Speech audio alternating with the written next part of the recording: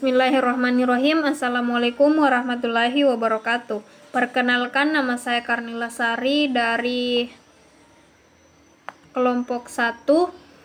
Saya akan menjelaskan apa yang saya ketahui tentang konsep middleware pada sistem terdistribusi dan arsitekturnya. Yang pertama, apa sih middleware itu?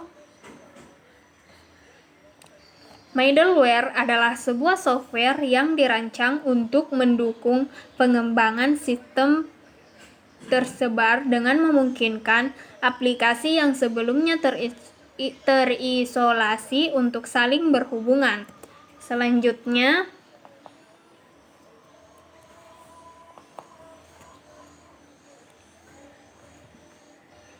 penggunaan middleware pada sistem terdistribusi. Yang pertama, yaitu DCOM atau Distribusi Komponen Objek Model, adalah protokol yang berfungsi untuk mengaktifkan komponen pada suatu perangkat lunak atau software agar dapat berkomunikasi langsung dengan jaringan. Tujuannya yaitu agar komponen yang telah dibuat dapat diregister di suatu komputer dan diakses oleh banyak komputer lainnya.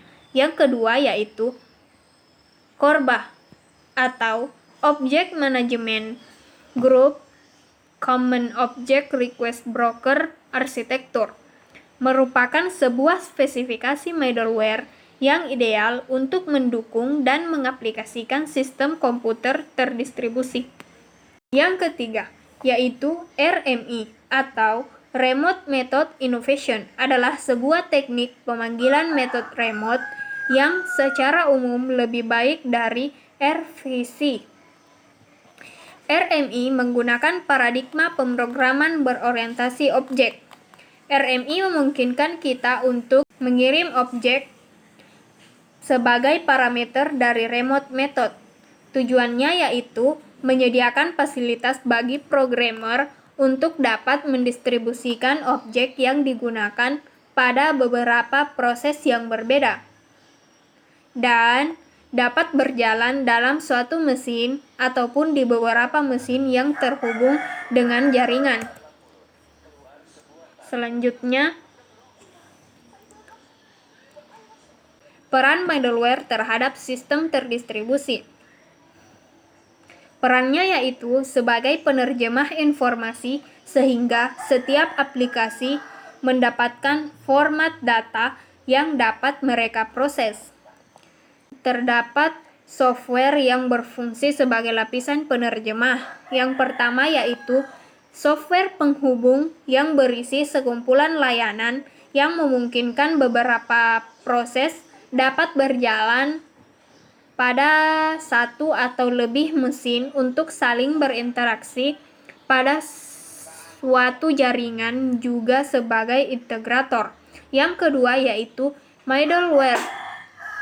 Saat ini dikembangkan untuk memungkinkan satu aplikasi berkomunikasi dengan aplikasi lainnya, walaupun berjalan pada platform yang berbeda. Selanjutnya, arsitektur sistem terdistribusi yang akan dibahas di sini ada dua. Yang pertama yaitu desentralisasi arsitektur, disebut sebagai horizontal distribusi. Pada struktur ini secara fisik terpisah, namun secara logis memiliki fungsi dan level yang sama, di mana setiap mesin memproses bagiannya sendiri, kemudian melakukan batching terhadap hasil proses. Nama lain dari desentralisasi arsitektur ini yaitu peer-to-peer arsitektur. Peer-to-peer arsitektur terbagi menjadi 4. Yang pertama yaitu struktur peer-to-peer arsitektur. Dalam struktur ini, lapisan jaringan dibangun menggunakan deterministik prosedur, seperti menggunakan distribusi hash table atau DHT. Yang kedua, unstructured peer-to-peer arsitektur. Dalam struktur ini menugaskan sebagian besar pada algoritma secara acak untuk membangun lapisan jaringan. Pada intinya, setiap node mendata jaringan, tetapi data node tersebut ditempuh dengan proses acak sederhana.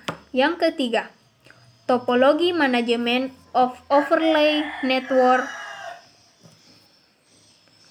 Walaupun pada struktur dan unstruktur peer-to-peer sistemnya sudah cukup jelas, namun dalam beberapa kasus masih belum lengkap. Satu kunci dari observasi adalah kehati-hatian dari proses pertukaran dan pemilihan masukan yang dibangun dan dijaga konektivitasnya.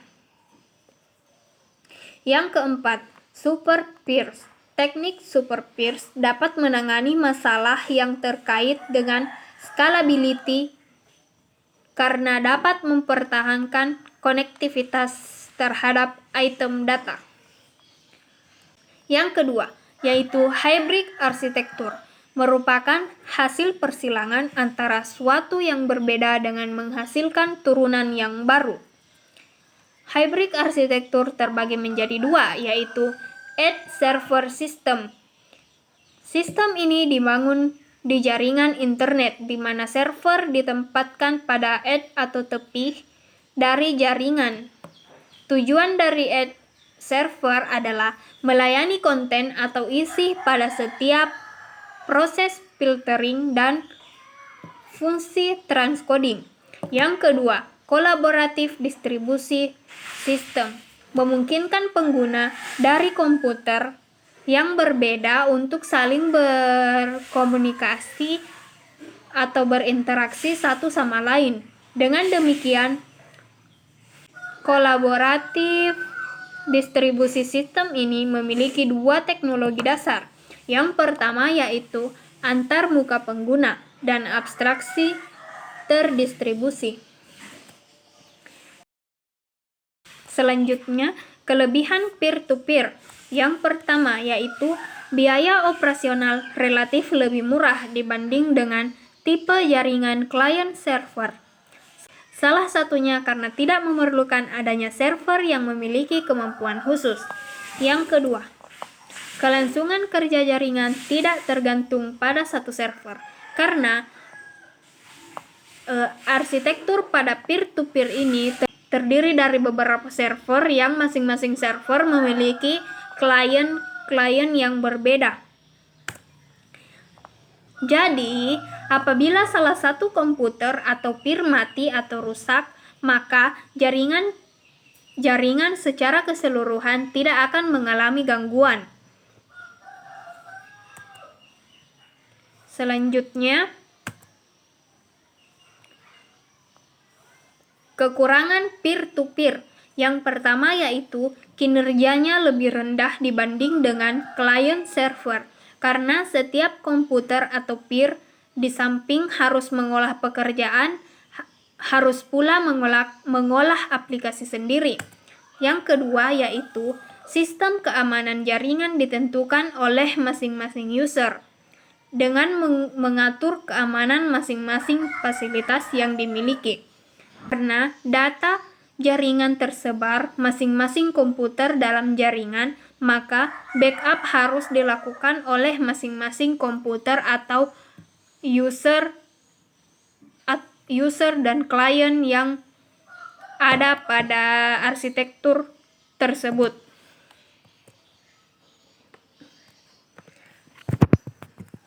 Baik, itulah yang sempat saya paparkan. Lebih dan kurangnya mohon dimaafkan. Sekian dan terima kasih. Wassalamualaikum warahmatullahi wabarakatuh.